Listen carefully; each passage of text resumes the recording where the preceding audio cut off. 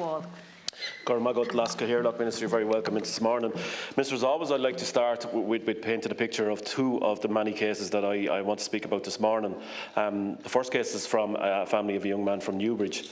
The family speak of a loving son whose preschool teachers first raised concerns and their son was granted the AIM programme. He was due to have an assessment, as the family says the teachers carry out at the end of infants class to see if they found any additional needs that needed to be investigated. But as the pandemic hit, the school was closed and this delayed until senior infants. When it was carried out, his teacher pinpointed a number of things that needed to be investigated, and the family submitted the initial assessment of need application in November 2021. The family then spent the next 14 months ringing and emailing. Some dates were given, but those dates came and went. Then his mother stated it came to light about the High Court ruling at the end of March 22 that required the department to change the process of the AON. More calls were made, and only yesterday the family were told by someone, as they describe in the AON office, who told them that there is no time frame, that their son still remains on the wait list. However, they were told every child that had previously been assessed prior to the High Court ruling is entitled to a reassessment first, resulting in longer delays. That person in the AON office also informed this Newbridge family that extra assessments require qualified staff and that they do not have, but are doing a recruitment drive. The reply from the exhausted mother to me, Minister, was, "It has been the first transparent response that I have received." The second family I wanted to talk to you about are from the town of Athy. Their son had an assessment of need in 2012. He received a letter from the appeals office in November 2021, after years of calls and no answers, stating that his review had commenced and he would be offered a preliminary team assessment given the length of time involved since the last one and the change in his presentation. Roll on to September 2022, and a reply I received on behalf of the family stating that this young man was highlighted as requiring a review of his AON in August 2020. A plan was in place in late 2021 to review his case using the PTA assessment, but due to the High Court ruling referenced earlier, this method had now been invalidated. The team now have no alternative for this young man, and his case will be highlighted as one of a number of past AON assessments that requests for reviews have been made. Minister, both families tell stories of their young loved ones finding life so difficult, drifting through each and every day, looking to their parents for help, and both these parents are stating that they're at their wits' end and not knowing how to help them, not getting any answers despite calls and calls and emails. Minister, obviously this is just a small example of the many representations that I get in my area where I live in Kildare. I'm dealing with them day in, day out. I'm also a member, Minister, of the All-Party on Autism, and you've been before us in relation to that particular committee. Recently we had senior officials from the HSE in. They were at pains to point out that the assessment of need was not needed for access to services. Time and time again they told us that that was the case. Unfortunately, time and time again, and since that discussion, parents tell me the exact opposite. They tell me they cannot get access services without an assessment of need. They tell me that those offering the services, and if they can get through to them that is, demand an assessment of need before they will engage. Minister, I hope you're bringing some positive news to these families today. What the families want, of course, is certainty. They want routine, and now their children are years without this. We need clarity on the assessment of need, and if it's needed, and if needed, for access or not. How is the recruitment going that is mentioned in previous replies that I've got? Most importantly, when will these families, and most importantly their loved ones, see the services that they need? And as I said, they've been without for years now. Thank you, Minister. Thanks, Claire. Thank you, Chair. And thank you very much, Senator, for raising this topic this morning, giving me the opportunity to engage with you on it. And we are talking specifically the CHO7, which covers your Kildare Athy region and the surrounds of Maynooth, and also in as far as areas of Dublin. So just to put it in that context. And to be honest with you, I think it's very important for me to be honest and transparent with you when you talk about, and I thank you for raising the two families, but you're after getting a script there. But on page 3 of the script, I think we need to correct something on it. So it says currently the CHO7 currently reports 1,320. Well, thankfully, Noel in my office kept digging until we got the actual figure so as I could give you real openness and transparency on it. And the figure is 2,665 is the number of families in CHO7 that are awaiting an assessment of need.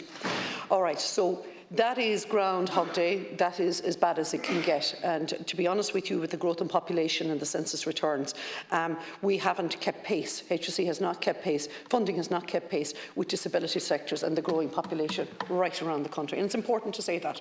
So what am I going to do as Minister to address that? Because that's 2,665 families that are waiting there for an assessment of need, which will open many chapters, be it in education, be it in domiciliary supports, be it in whatever.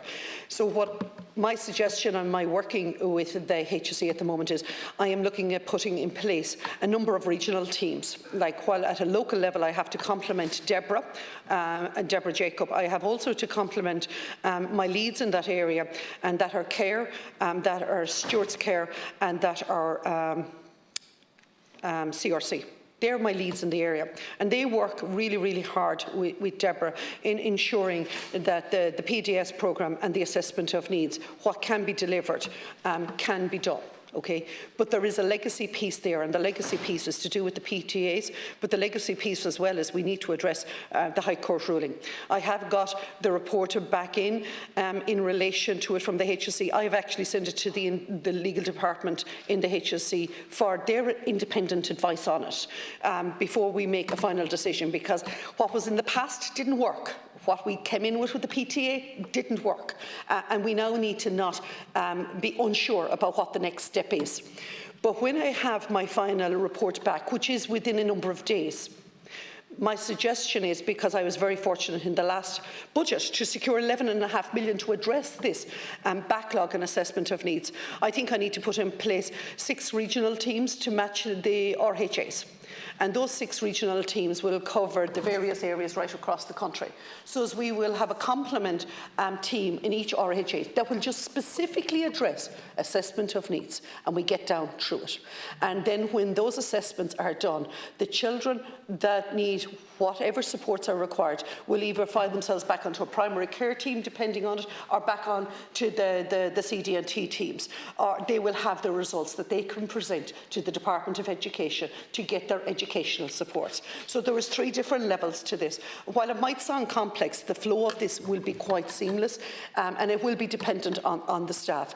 But by doing 6 regions as opposed to actually putting on the pressure on each single team, I don't think we have the staff on the team or the clinical governance piece to assess the risk of it. But by doing 6 teams, I think every CHO manager, lead, as in head of the community health, needs to support the disability manager, needs to work with the primary care, and actually I do also think we need education on those RHTA teams as well.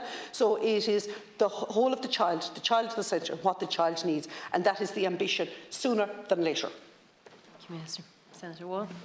Well, first of all, Minister, to say thank you very much. Once again, you've given a very honest answer, and that is the one thing that I've got from the families that I deal with. It's like what that woman said to me yesterday, the first transparent answer that she got after almost 3 years of asking, and you've given that today, albeit that the disturbing figure that you've given us with 2,665 children, and you've mentioned that is a crossroads that we have to come back from, and come back from urgently.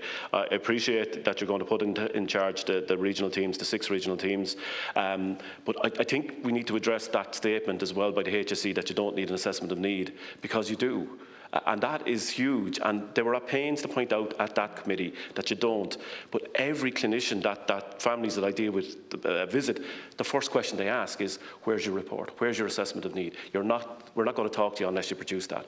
And you've said that this morning, that's your short-term goal, that you want to address that and put those 6 regional teams in. But we need to address there's communication lacking somewhere in relation to HSE coming to an autism committee and stating such, and when the fact on the ground is completely different. But I thank you for your honesty this morning, Minister. Thank you. And I'm going to, thank you, Chair, and I'm going to focus on that point, because you are right, because there's 2 different trains of thought on this. And to be very fair to the HSE, to be very fair to them, if you're a child that is in need, that needs OT, physio, speech and language, and that is your need, the health needs will meet it within the teams. And if you're a P1 or a P2, that priority listing behavioural needs, will be seen to because of that need. But then, so you should need a diagnosis to access it. But, however, you need a diagnosis for education. You need a diagnosis for social welfare. So they're in it where 3 different departments have 2 different understandings of what is the need. So at all times we're saying we're a health model, so we meet the needs of the individual. That I totally understand. But unfortunately, Social Protection, Department of Education say 2 different things. If you don't have that piece of paper, your child cannot access a special class or a special unit, or you cannot access your domiciliary or your carer's allowance.